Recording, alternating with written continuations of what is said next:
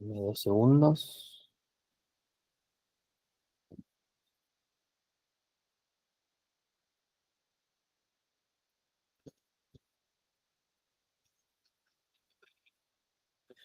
Bueno, hoy Agustín Borgna nos va a contar un poco sobre lo que son los compiladores cuánticos y cómo funcionan. Agustín es egresado de Exactas de la UBA, hizo su doctorado en optimización de circuitos cuánticos entre las universidades de Lorraine y París-Sud.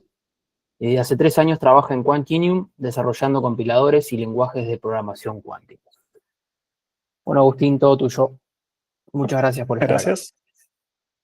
No.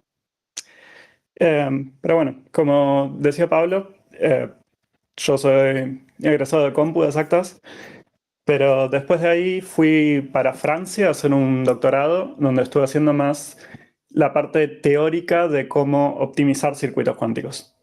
No tanto pensando en implementar tantas cosas, sino en, bueno, vamos a escribir papers y ver la teoría de cómo probar que podemos reemplazar partes de circuitos por cosas más eficientes, pero que funcionen, que hagan exactamente lo mismo. Después de Francia, vine para aquí, a Inglaterra, donde estoy hace 3 años trabajando para Quantinium, que es una empresa que hacen de todo, desde computadoras cuánticas físicas, hay mucho research. Yo estoy en el equipo de compilación, donde escribimos un compilador, Ticket se llama, que es el que de verdad agarra todo lo que estos científicos están escribiendo, los algoritmos, los experimentos que están haciendo, y genera, bueno, hace toda la parte de la compilación y optimización para poder correrla en una máquina. También todo lo que desarrollo es open source, y la mayoría está en Rust, así que si tienen preguntas, si quieren ver cómo se escribe un compilador, está todo en GitHub, so lo pueden ir a ver. Pero bueno, empecemos un poco explicando qué es un compilador, qué es lo que, para qué necesitamos este programa que está en el medio entre lo que va un científico y dice, ok, quiero escribir mi algoritmo, que tengo la teoría atrás, dice, calculé las matrices, tal cosa, acá tengo mis compuertas, que voy y lo escribo en algún programa, tipo Python, puede ser un framework como Ticket o como Qiskit, pero es un programa de Python normalmente. De ahí el científico, el investigador, quiere enviarlo a una computadora, un simulador o algo y correrlo y tener un resultado. Pero en el medio hay un montón de etapas que, bueno, en realidad no se quieren tener que pensar tanto sobre eso del medio. Ahí es donde viene el compilador.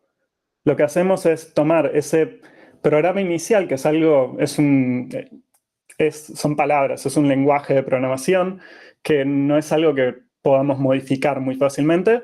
Empezamos desde ahí, lo compilamos a un lenguaje de representación interna. En este caso, lo más común que habrán escuchado son los circuitos cuánticos. Venimos de Python, ahora lo que tenemos es un montón de qubits, una lista de operaciones de gates, que por ahí tengo Hadamard, tengo CNOTs, que me van a especificar exactamente qué tiene que pasar en mi circuito. Entonces, eso lo puedo ejecutar en la máquina. Puedo mandar esto y la computadora va a saber, ok, ejecutar un Hadamard, ejecutar un CNOT, y so on. El problema acá es que, bueno, este es un circuito súper simple, pero por ahí el investigador es un químico que está haciendo un experimento, que tienen que mandar a hacer un montón de ejecuciones, todo, que van a gastar cientos de miles de dólares en ejecutar este programita y obtener un resultado. Entonces queremos hacer que eso cueste lo menos posible, que sea lo más eficiente. Entonces normalmente cuando hablamos de compilación, también estamos pensando en la optimización que pasa aquí en el medio, que es a partir de este circuito que tengo al inicio, bueno, ¿cómo lo puedo reducir? ¿Cómo lo puedo hacer más simple, más eficiente? Ahí hay un montón de técnicas diferentes, de pasos diferentes que podemos hacer. Lo más común, lo más simple con lo que vamos a empezar es definir algunas reglas. Por ejemplo, si ya estudiamos un poco la teoría, sabemos que si tenemos dos CNOTs, uno después del otro, eso en realidad no dice nada. Es como hice un flip en el primer qubit, después hice el mismo flip en el segundo, entonces esto es lo mismo que si no hubiera hecho nada, tengo 2 qubits. Lo mismo si tengo dos Hadamars, uno después del otro, es autoinversa la compuerta, entonces si la hago 2 veces es igual que no haberla hecho. Entonces puedo agarrar este set de reglas, volver a mirar mi circuito inicial y decir, ok, tengo este circuito, me fijo, lo chequeo cada compuerta, mira acá en el medio, tengo 2 CNOTs uno después del otro, lo puedo reemplazar por nada. Y ahora es como tengo nuevas oportunidades, tengo 2 Hadamars, uno aplicado después del otro, lo puedo reemplazar. Y bueno, ahí probé que mi circuito inicial que quería mandar a la PC en realidad no estaba haciendo nada. Y bueno, el tema es, sí, aquí esto es un método súper barato. Si tengo algunas reglas, puedo buscar esas reglas en mi circuito y reemplazar súper fácil. Puedo definir más reglas y buscar más, reemplazar más y así, pero eso más o menos tiene un límite. ¿Qué pasa si en vez de tener ese circuito súper básico, tenemos algo un poquito más complicado? Como acá habrán escuchado el algoritmo de teletransportación cuántica, donde Alice tiene un qubit y también comparte otro qubit entrelazado con Bob. Y lo que queremos hacer es que Alice le mande su qubit a Bob sin compartirlo directamente. Entonces, compartió entonces la parte entrelazada. No sé si ven mi cursor, perdón. Pero bueno. Sí, se ve. Perfecto. Pero bueno, tenía un par de qubits entrelazados y después Alice puede hacer sus operaciones y lo único que hace es hacer algunas mediciones por su lado, mandarle un par de bits a Bob, que es información clásica, lo puedo mandar por internet, y Bob va a hacer un par de compuertas que lo que van a hacer es recuperar el estado que tenía Alice inicialmente. Esto es como, bueno, es uno de los algoritmos clásicos de computación cuántica que sabemos que esto debería funcionar, pero si esto me lo manda un científico, el compilador tiene que saber, ¿puedo reemplazar esto? ¿Puedo simplificar esto de acá en medio? Y si pensamos directamente en ver patrones y reemplazos, no siempre es tan fácil.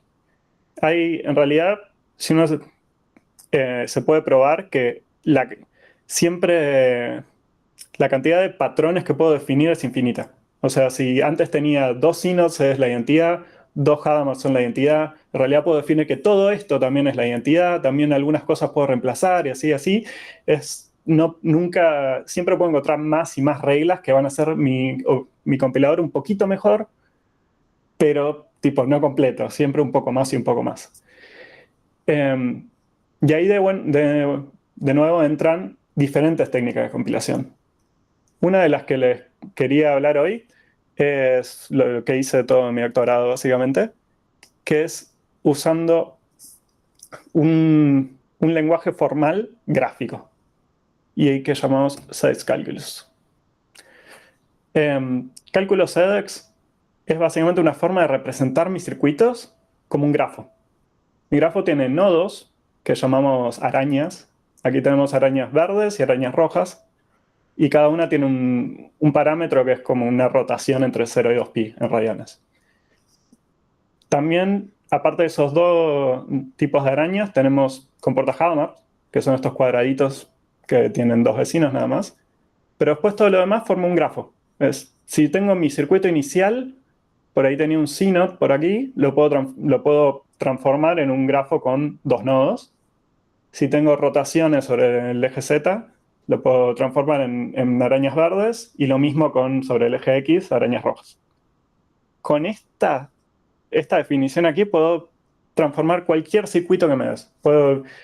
Me das tu sort de compuertas, por ahí es más grande, más chico, pero siempre te puedo representar tu circuito que tenía diferentes tipos de compuertas, diferentes tipos de gates, depende a qué estabas apuntando o no. Ahora solo tengo 3 tipos de nodos diferentes.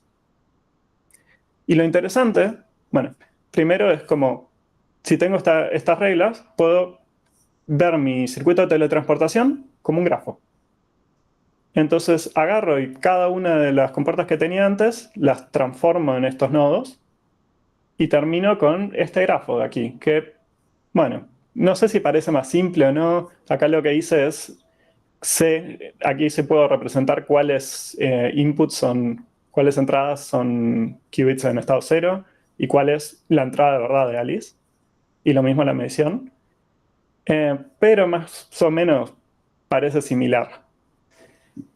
Lo interesante de SEDEX es que ya no pasa esto de que si puedo buscar reglas de cómo reescribir circuitos y siempre puedo encontrar más, sino que en SEDEX está probado que tenemos 7 reglas.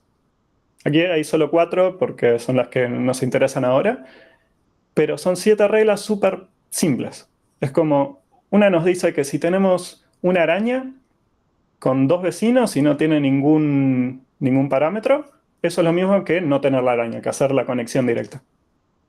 La otra es, bueno, si tenemos 2 Hadamard, lo que sabíamos antes. Eso es lo mismo que no haber hecho nada. Otra interesante es que si tenemos una araña verde, la podemos transformar en araña roja agregando Hadamards en las patas. Entonces, si las patas que tenían un Hadamard, le agrego otro, que es lo mismo que no tener nada, y las que no tenían, le agrego uno. Entonces es como que cambio. Donde había un Hadamard pongo uno, y donde saco uno, y donde no había, agrego. Y la última parte que ayuda a simplificar mucho, es que si tengo 2 arañas del mismo color, las puedo unir. Las fusiono entre sí, se suman los parámetros que tenía, y ahora tengo un solo nodo conectado a todo lo que estaba conectado antes. Estas reglas, si me creen, las otras 3 también son así de simples. Con esto puedo probar todo. Toda equivalencia en cuántica, puedo probarlas haciendo una serie de estas reglitas. Entonces, por ejemplo, si empezamos con este algoritmo de teletransportación, lo transformamos a SEDEX y decimos, bueno, podemos probar que esto es la identidad. Y ahí es que paso a hacer un pequeño demo. Este es un programita que desarrolló inicialmente unos estudiantes de doctorado, pero ahora hay una buena comunidad de cálculo SEDEX, que básicamente nos ayuda a hacer pruebas de equivalencia de programas. Aquí escribí el mismo algoritmo de teletransportación, le podemos decir, hagamos una derivación. Lo que sabemos aquí a la izquierda es, bueno, todas las reglas diferentes en el cálculo SEDEX, hay extensiones y cosas, pero lo que podemos ver es, si teníamos este grafo inicial, podemos aplicar las pequeñas reglas que sabíamos. Por ejemplo, sabíamos que si tenemos 2 arañas del mismo color, la podemos unir. Entonces lo que hacemos es, lo pongo una arriba de la otra, la uno. Si tenemos una araña roja, la puedo hacer en verde, agregando o sacando Hadamard. Entonces la hago una verde, saco el Hadamard, y ahora puedo hacer otra fusión. Puedo hacer lo mismo con estos. Esto tiene un parámetro b, entonces cuando lo uno va a ser 0 más b, que es el parámetro b. Lo mismo por acá arriba. Uno esto. Acá tenemos la otra regla, que era que si tenemos una araña que tiene solo 2 vecinos y no tiene parámetro, la corto y chao. Y ahora es lo mismo que tener la línea. Puedo hacer lo mismo aquí. Y luego, de vuelta, reglas simples, puedo hacer fusión entre 2 cosas del mismo color, y como B era la medición, entonces era como 0 o 1, cuando la sumo eso es o 0, 0, o media rotación, rotación, siempre me da 0, y ahora vengo a la misma regla, la puedo borrar. Y lo mismo aquí. Bueno, y ahí hice una serie de reglas simples que están probadas, es todo completo, que al final nos dicen que tengo un cable. Es la entrada, la salida, lo que tenía Alice inicialmente, es ahora lo que tiene Bob al salida. Bueno, de SEDEX hay mucha más teoría y una comunidad enorme, pero esto es como la parte básica de puedo ver mi circuito de una manera diferente para empezar a optimizar las cosas, a buscar circuitos más eficientes, que está todo probado, que siempre es correcto, pero que al final por ahí consigo algo más eficiente. Y eso más o menos es una de las partes claves de esta compilación. Es como siempre siempre la idea es la misma.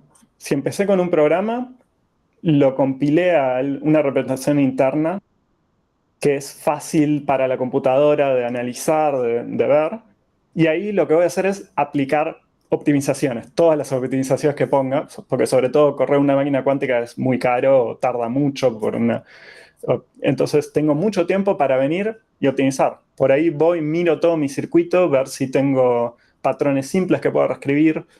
Puedo hacer estas optimizaciones de SEDEX, de transformarlo en otra estructura y hacer reglitas y volver a un circuito cuántico. Y después sobre esto hay muchos más pasos. Bueno, podemos ver las matrices de Pauli, de si pasa por ahí, podemos ver gadgets alrededor del circuito. Hay un montón de ideas. Aquí en mi equipo hay 6 personas que trabajan full time en hacer una investigación de cómo podemos agregar un paso aquí que mejore, que haga un poco más eficiente los programas que nos llegan. Bueno, eso es la primera parte de lo que tenía para presentar. Ahora voy a hablar un poco más sobre qué es lo que se viene a futuro, pero si alguno tenía preguntas sobre esto, siéntanse libres de preguntar. Sí, Nicolás. Sí, ¿qué tal, Nicolás de Uruguay? Sí, tenía una duda de si también se aplica a conmutación y anticonmutación, porque dependiendo de las matrices también, a veces tenés como que multiplicarlas de un lado y del otro y ver si te da lo que una con la otra o el negativo de al revés, ¿no? Que es la anticonmutación. No sé si eso también lo aplican y nada, me parece muy, muy interesante esto. O sea, entiendo que capaz que en la teoría de lo que hicieron también, como probaron la completitud de esto, pensando análogamente a derivación en lógica, ¿no? Por ejemplo. Sí, Dale. sí, lo que tiene el cálculo SEDEX es completo, todas las reglas son correctas, está probado y ahí también está probado que es completo. Entonces con esas 7 reglas sabes que podés pasar de un circuito al otro. Hay un montón hay muchas variaciones diferentes de SEDEX, de a veces por ahí con esos 3 nodos que mostré, una compuerta Toffoli es complicada de representar.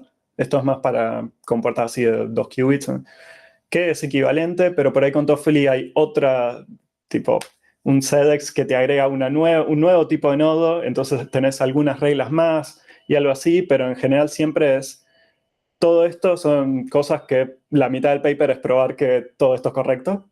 Y lo bueno es que después al final tenés demostraciones de teoremas en donde es básicamente empezar con un grafo es igual a un grafo más chico, y igual a un grafo más chico, igual a un grafo más chico, y eso es formal. Es un poco divertido al final.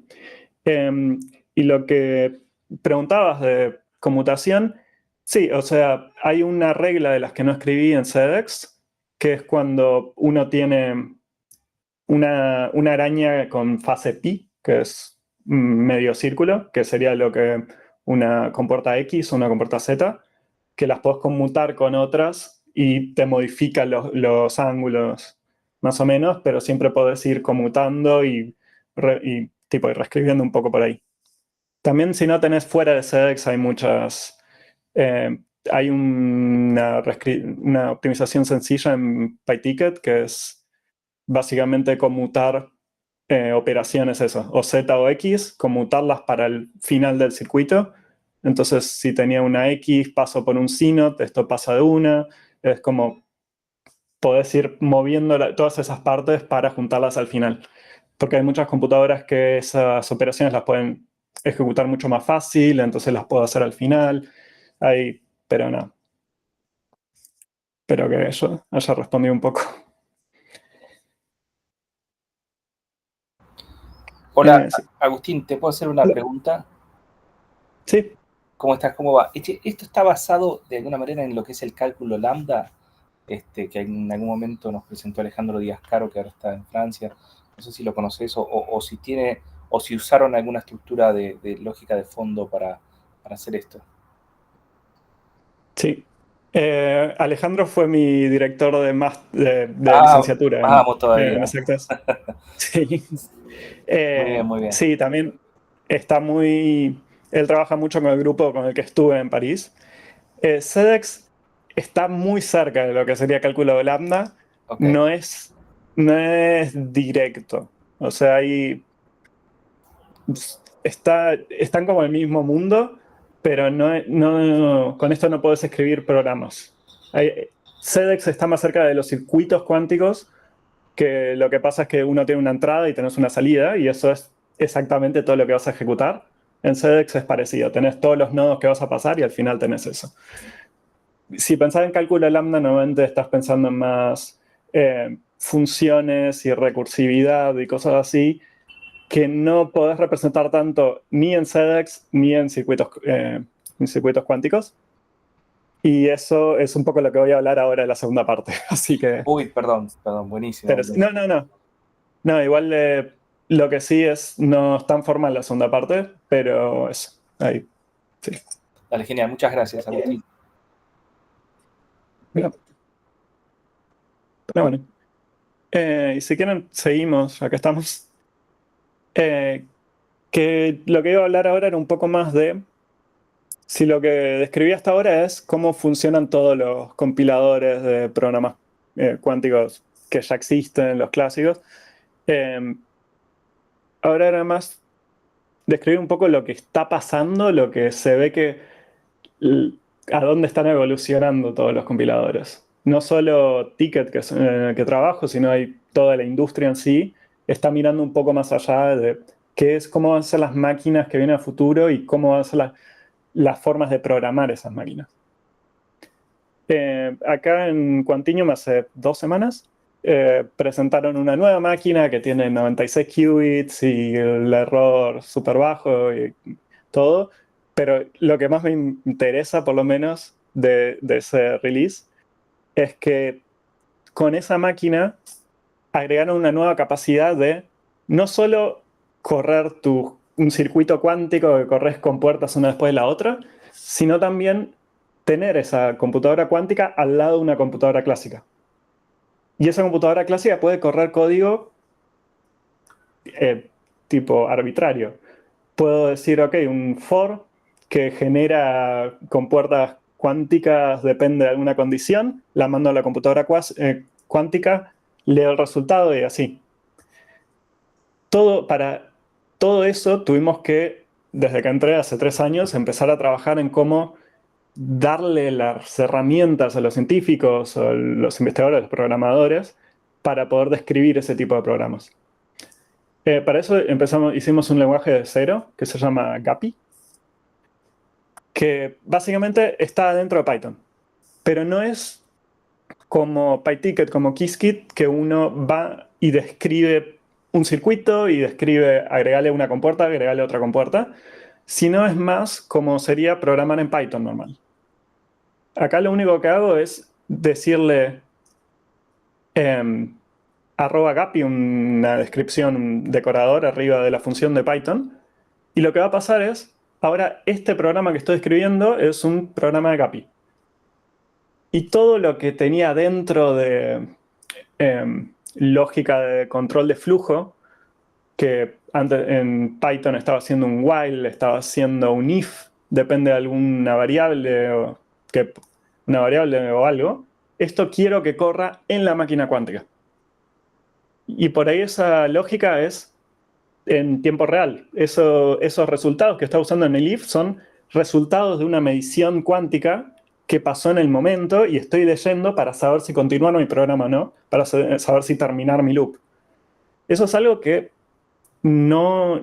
directamente no podés representar en un circuito cuántico.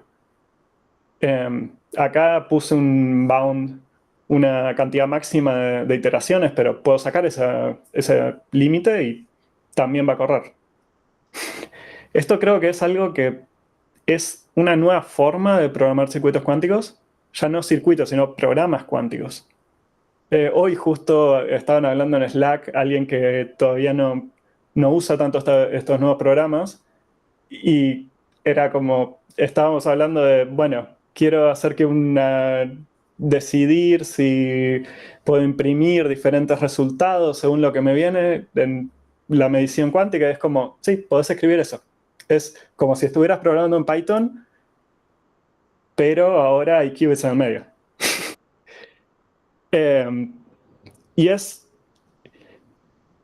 muy diferente este modelo nuevo de programación. Ya no es tanto de circuitos planos. No voy a hablar mucho más sobre GAPI, sino que voy a hablar sobre cómo antes tenemos todo este pipeline de venir de un programa, ir al circuito cuántico, optimizarlo, ir a la computadora. ¿Qué hacemos ahora para optimizar esta cosa? Bueno, la otra parte de lo que estoy elaborando hace 3 años es la representación intermedia de este tipo de programas. Ahora ya no se ve tanto como un circuito cuántico.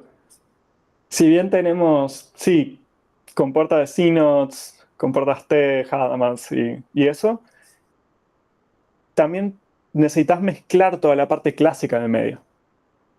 Porque ya no lo puedes representar solo en algo plano, necesitas decir, che, todo esto es un circuito de repeat until success, que básicamente ejecuta unas operaciones, hace una medición y si la medición falla, lo hace de vuelta y lo hace de vuelta y lo hace de vuelta hasta que dice que terminó y continúa. Y al final hace esta operación, esta compuerta. Pero toda esa lógica la tengo que poder representar de alguna forma en mi representación intermedia.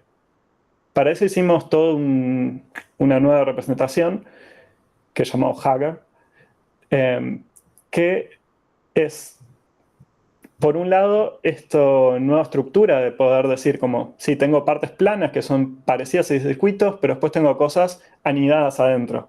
Por ahí tengo un condicional que adentro tiene 2 circuitos diferentes o cosas así, o tengo un loop, o por ahí tengo funciones, que puedo llamar funciones como si estuviera en un lenguaje clásico. Y entonces uno dice como, medio que ya no estás haciendo los circuitos cuánticos que hiciste toda la vida, sino que te estás acercando muchísimo más a teoría de compiladores clásicas. Si vieron un poco de LLVM, que es como el motor de compilación que usa la mitad de los lenguajes o más. Si tenés Python en algún momento pasa por LLVM.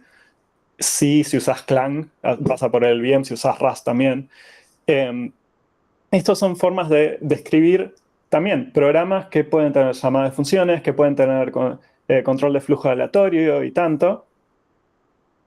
Y si vos decías, bueno, por un lado yo tenía mis circuitos cuánticos simples, ahora lo que tengo es algo en el medio. Tengo, sí, parte de circuitos cuánticos que yo igual quiero usar toda esta teoría de optimización, de saber cómo propiedades, las compuertas que puedo combinar y que puedo optimizar, simplificar esa parte del circuito. También tengo toda la otra parte que puedo usar de teoría de compilación, de decir, bueno, si tengo una función que llama a otra y después se llama a sí misma, o se hace recursivo, por ahí puedo optimizar la parte del final y mejorar el stack. Y necesitas combinar los dos mundos, traer toda la parte de compilación clásica, que sí, podemos reusar un poco lo del LLVM, pero también queremos usar la parte cuántica. Entonces, creamos una parte en el medio que es nueva y que nos deja hacer ambos. Y esto, nosotros estuvimos haciendo algo desde cero, pero también con mi empresa y Microsoft y otras varias empresas hay una iniciativa de definir una extensión de LLVM, de este compilador clásico, para programas cuánticos. Básicamente ahora, hoy en día, la mayoría de las computadoras cuánticas comerciales te van a aceptar este QIR, que es una representación intermedia cuántica. entonces uno puede hacer un poco más de, por ahí, funciones if, por ahí loops, depende de qué máquina lo estés mandando. El LLVM también tiene una evolución, una capa más arriba que se llama MLIR, que es un poco más nueva, más moderna, más simple de usar hasta ahí. Y también hay muchas iniciativas de, bueno, cómo podemos combinar esto con descripciones de programas cuánticos. Ahí hay mucho trabajo de Xanadu, que ayer hubo una charla. NVIDIA también tiene QAQ, que hacen diferentes extensiones sobre MLIR para cómo poder representar todo esto junto. Cómo poder representar, sí, la parte cuántica, pero ahora también estoy haciendo cosas clásicas. Estoy corriendo código, ahora que estoy intentando hacer corrección de errores, por ahí tengo que hacerte un cómputo clásico al mismo tiempo que estoy corriendo la máquina para saber cómo corregirme error. Por ahí tengo que hacer, no sé, correr algún algoritmo de AI mientras estoy haciendo todo esto. Hay un montón de cosas que estoy mezclando y que necesito poder representar. Esto, nada, fue hace no tanto, hace un mes que lo presentamos bien al público y es lo que está empezando ahora a verse, pero cada vez que las máquinas sean más grandes, que estén mezclando más capacidades de poder hacer cosas, es algo que tenemos que empezar a pensar de cómo optimizamos esto.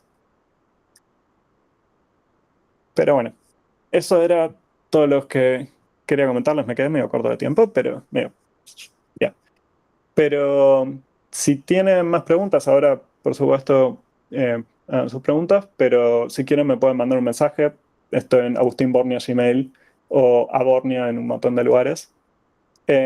Como dije, toda esta parte inicial del cálculo CEDEX, hay una gran comunidad, hay un servidor de Discord donde un montón de gente te ayuda si quieres saber un poco más.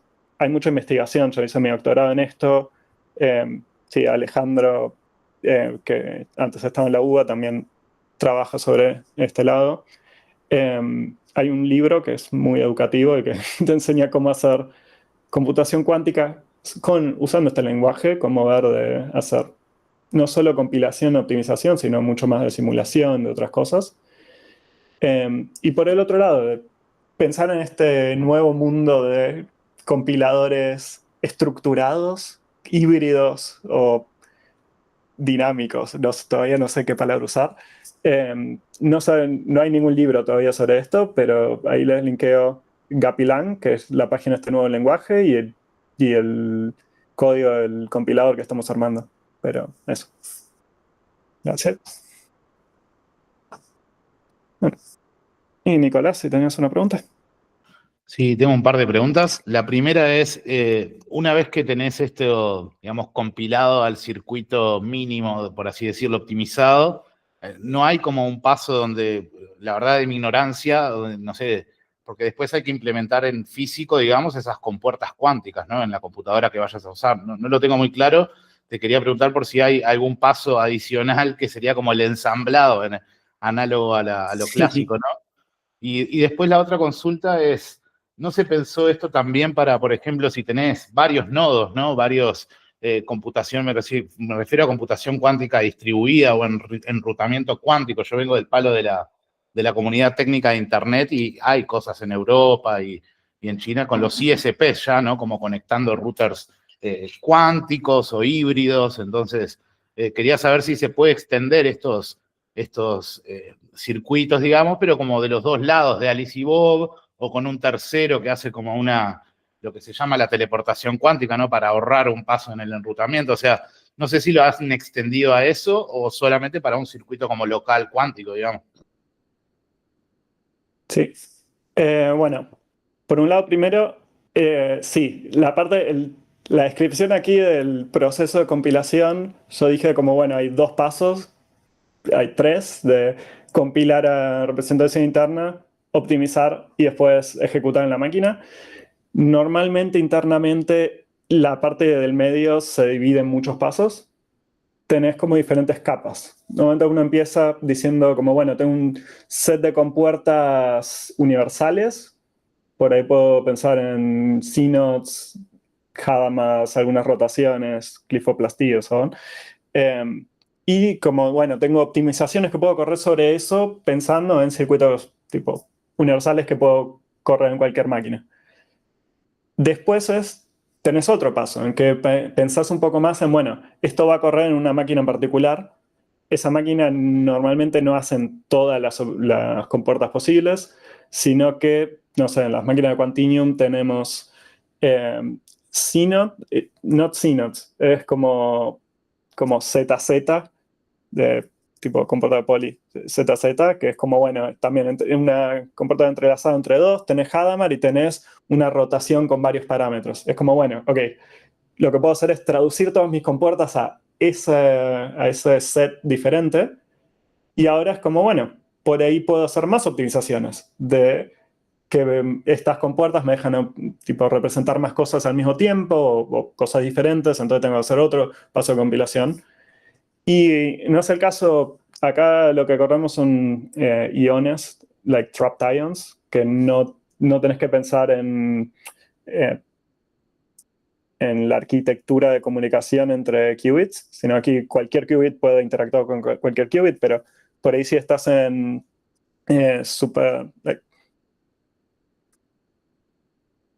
sí, me falla la traducción, pero si estás en las máquinas de IBM o de Google, tenés que mover qubits alrededor del circuito porque solo pueden interactuar con alguna conectividad específica. Entonces es otro paso de compilación en que estás diciendo, ok, ya optimicé mi circuito hasta acá, pero ahora lo tengo que desarmar un poco más, hacer un poco menos eficiente para poder de verdad correrlo en la máquina.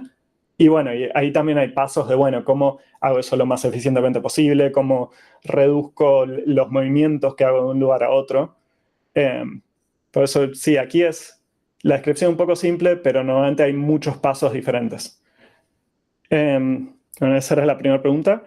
La segunda sí, o sea, lo que describí un poco es, normalmente estás pensando en una computadora, tipo un entorno cuántico, un estado cuántico con qubits entrelazados, con por ahí computadoras clásicas alrededor. Por ahí es eso, tenés un runtime que está corriendo tu código, la parte principal. Lo que sí soportamos es, por ahí tenés otra computadora clásica al lado que está corriendo código aleatorio y podés hacer como llamadas asincrónicas. Y es como, bueno, ahí más o menos podés tener como varios paralelismos entre la parte clásica. Lo que sí no estamos trabajando tanto en este momento es qué pasa si tenés muchas computadoras cuánticas y las tenés que sincronizar al mismo tiempo. Creo que con una representación así también es parecido, que vas a poder estás representando funciones por ahí, diferentes funciones que vas a llamar a diferentes tiempos y bueno, por ahí corren en partes diferentes, en nodos diferentes de Internet. Hay toda la parte de cómo comunicar estados cuánticos entre lugares, que es de Quantum Internet. Eso ya no sé de nada, pero con algo de suerte en un futuro vamos a tener que pensar en eso, pero sí. Eso, a mí o sea, me gustó mucho el formato como lo representaste, creo que el último grafo que integrás con lo clásico y lo cuántico. Entonces, ahí está. Y entonces, ahí va. Entonces sería como conectarle una fibra, me imagino, una fibra, ¿no? Que sale de toda esa caja, una fibra, hasta otra caja que es como el router de borde, por ejemplo. Y capaz que hay operaciones clásicas para la sincronización de relojes y ya la podés representar en tu modelo de alguna manera. O sea, está bueno como para representar mejor esas cosas que ahora se ven mucho en IETF, por ejemplo, que es el Internet Engineering Task Force, sacan draft de estas cosas más de Quantum Internet, ¿no? Buenísimo, muchas gracias. Sí. Gracias. Yo tengo ahí unas preguntas, Agustín. Bueno, muchas gracias por la charla, muy buena. La primera pregunta era si vos crees que esta manera de compilar, digamos, va a terminar triunfando en las otras compañías, ¿no? Ya que veo que hay una relación muy directa con la topología, digamos, de los qubits, ¿no? Y después si, digamos, este framework, digamos, se puede extender a cosas que no sean computación cuántica, ¿no? Porque pareciera estar muy relacionado con Tensor Networks, ¿no? Por cómo salen las flechas, ¿no? Sí. Bueno, por un lado Tecnologías, esto, o sea, nosotros lo pensamos sobre todo para estas computadoras de iones atrapados, que lo que tiene es, son no sé si mucho, son más lentas que de superconducting, pero tenés mucho más tiempo tu qubit dura mucho más. Entonces te da más tiempo de hacer muchas más operaciones clásicas en el medio. Eso te da como mucha ventaja. Tiene mucho menos ruido, por ahí tardas más en correr, pero te da la ventaja de que podés hacer todos estos cómputos, hacer corrección de errores en tiempo real y todo. Pero eso no es solo de iones, también tenés como cold atoms, es otra arquitectura que también tiene algo parecido por este lado. Hay muchas diferentes tecnologías de cómo representar tus qubits, muchas empresas diferentes que, como digo, están todas yendo para el mismo lado. No es que se quieren quedar para siempre con circuitos, sino están todos empezando a pensar un poco sobre este lado. Por ahí mismo, si no estás, si no podés o no necesitas hacer la parte dinámica de medir y hacer resultados, también tengo un circuito enorme que por ahí repite muchas cosas, hago diferentes shots que varían alguna parte, quiero representar todo eso eficientemente, poder optimizarlo todo junto. También estas ideas de mezclar la parte clásica tienen sentido ahí. Y perdón, me olvidé tu segunda pregunta. No, digamos, si esto sale por encima de la computación cuántica, ¿no? O sea, si tiene alguna otra aplicabilidad en lo clásico, lo que veía pareciera estar muy relacionado con Tensor Networks, ¿no? Sí. Sí, ahí es un poco gracioso de lo que mostré de Guppy, que es un lenguaje que vos escribís en Python y lo compila, tipo, no ejecuta el Python, sino que lo compilamos en este caso directamente a Hagar. Hay otras ideas, por ejemplo, Xanadu, que tiene su software de Catalyst, es algo similar, donde también decoras una función de Python, pero ahí usan algo ya establecido que se llama JAX, que es para compilar código de Python a MLIR, a esta representación interna, y sé que eso se usa mucho para Tensor Networks y para optimización de cosas ahí. Ya no sé tanto de ese mundo, pero sí, hay muchas cosas compartidas. Eso es lo que está bueno. Ya no estamos aislados en la parte cuántica, sino que estamos abriendo un poco, viendo qué más hay. Hay un montón de trabajo. El LLVM es un proyecto enorme con años y años de trabajo de personas que podemos sacar muchas ideas de ahí. Podemos mezclar y mirar papers de compilación clásica, papers de Tensor Networks, cómo optimizan, cómo ven toda esa parte, que nada, pues, que es algo nuevo para este lado. Claro, sí, me veía oportunidades en la posibilidad de acelerar algoritmos de inteligencia artificial con esto, ¿no? O sea, creo que hay una oportunidad interesante ahí, más saliendo de la cuántica, ¿no? Sí, sí. Sí, Nicolás. Sí, perdón, una última pregunta. En estos sistemas de iones atrapados que vos mencionás, justamente dicen siempre que hay problemas de esto de coherencia cuántica o ruido cuántico. Entonces, justamente mientras más simples los circuitos puedan ser, mejor. Supongo que por ahí vino un poco la motivación también de ustedes de repente. ¿Y qué opinás sobre eso? O sea, ¿se están mejorando las técnicas para reducir un poco esa de coherencia en comparación con los otros, ¿no? Con los superconductores y eso que decías. Sí, o sea, creo que vamos para el otro lado. O sea, en iones, el mayor problema que tenés es esto, que te estás moviendo átomos alrededor con láseres, entonces ese movimiento lo tenés que hacer muy lento para que no se calienten. Entonces, tardas mucho si no querés poner ruido. Pero al mismo tiempo, la forma en que están representados, que están totalmente aislados de un campo eléctrico, lo que hace es que tengan mucho menos ruido. Si tengo el átomo solo, te dura segundos, que lo puedo tener por ahí. Entonces, en superconductores tenés que correr todo en microsegundos, tenés que medir con puertas en nanosegundos de los tiempos. Acá puedes hacer las cosas más lento y también con una fidelidad muy buena. En general, en su momento IBM sacó el volumen cuántico como métrica de, bueno, qué tan grande puedo correr un circuito. Iones atrapados son los que mejor resultados tienen en ese lado. Siempre en mediciones de esto, de fidelidad de cosas, suelen ser muy buenas, sí, una buena tecnología sería.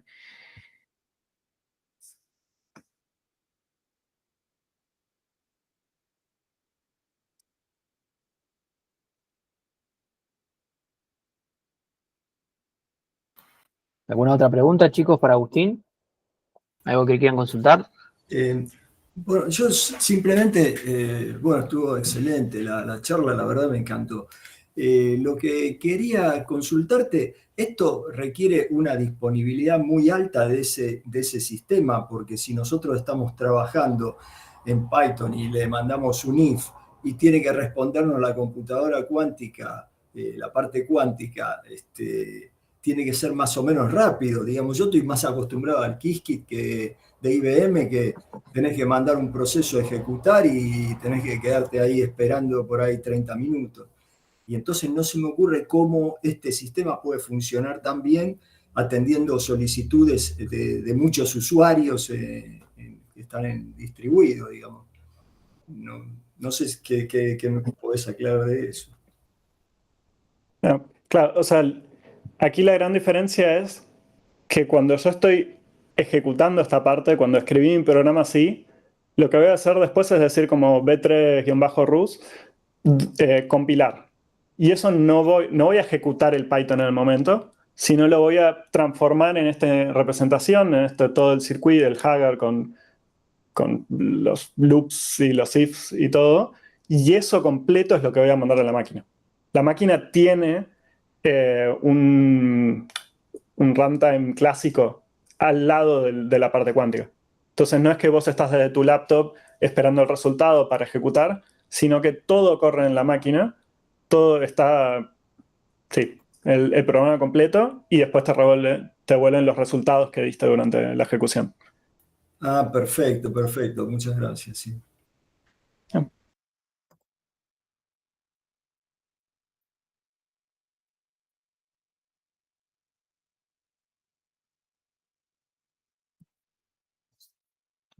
¿Alguna otra pregunta?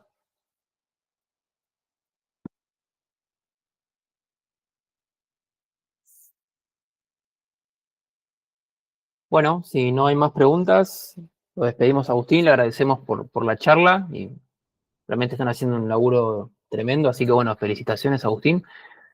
Esperemos Gracias. que esto vaya para adelante y que puedan cooptar a otras empresas, ¿no? Gracias, un gusto ser invitado aquí. Bueno, nos estamos viendo.